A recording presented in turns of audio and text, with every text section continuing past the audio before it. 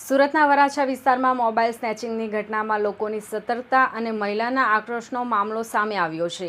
વરાછાના માતાવાડી નજીક આવેલી રંગ અવધૂત સોસાયટીના માર્કેટ વિસ્તારમાં એક મોબાઈલ સ્નેચરને લોકોએ રંગે હાથે ઝડપી પાડીને સબક શીખવ્યો હતો। જે મહિલાના હાથમાંથી મોબાઈલ ઝૂંટવીને ભાગી રહ્યો હતો તે મહિલાએ મોબાઈલ સ્નેચરને 13 તમાચા અને 4 ચપ્પલ મારી હતી। ત્યારબાદ મોબાઈલ સ્નેચરને પોલીસને હવાલે કરી દેવામાં આવ્યો હતો।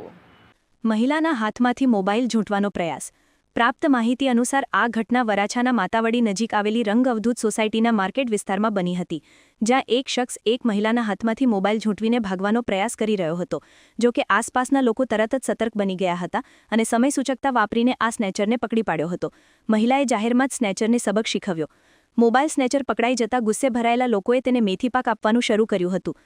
જો કે સૌથી વધુ આક્રોશ તે મહિલામાં જોવા મળ્યો હતો, જેની પાસેથી મોબાઈલ ઝૂંટવવાનો પ્રયાસ કરવામાં આવ્યો હતો। ગુસ્સામાં લાલચોળ થયેલી આ મહિલાએ જાહેરમાં જ સ્નેચરને સબક શીખવવાનો નિર્ણય લીધો હતો। સ્થાનિક લોકોના જણાવ્યા અનુસાર મહિલાએ આ સ્નેચરને એક પછી એક એમ કુલ 13 તમાચા માર્યા હતા। આટલેથી ન અટકતા મહિલાએ પોતાના પગમાંથી ચપ્પલ કાઢીને પણ 4થી વધુ ચપ્પલોનો માર સ્નેચરને માર્યો હતો। મહિલાના આ પરાક્રમને જોઈને ત્યાં હાજર લોકોએ પણ આક્રોશ વ્યક્ત કર્યો હતો। લોકોએ સ્નેચરને પકડ્યા બાદ તાત્કાલિક પોલીસને જાણ કરી હતી। જાણ થતાં જ વરાછા પોલીસની પીસીઆર વાન ઘટના સ્થળે પહોંચી ગઈ હતી। પોલીસે ગુસ્સે ભરાયેલા લોકોના ટોળા વચ્ચેથી સ્નેચરનો કબજો મેળવ્યો હતો અને તેને વરાછા પોલીસ સ્ટેશન લઈ જવામાં આવ્યો હતો। વરાછા પોલીસે આ મોબાઈલ સ્નેચરને પકડીને તેની સામે કાયદેસરની કાર્યવાહી હાથ ધરી છે અને આ વિસ્તારમાં અન્ય કોઈ ઘટનામાં તેની સંડોવણી છે કે કેમ તે દિશામાં વધુ તપાસ હાથ ધરી છે।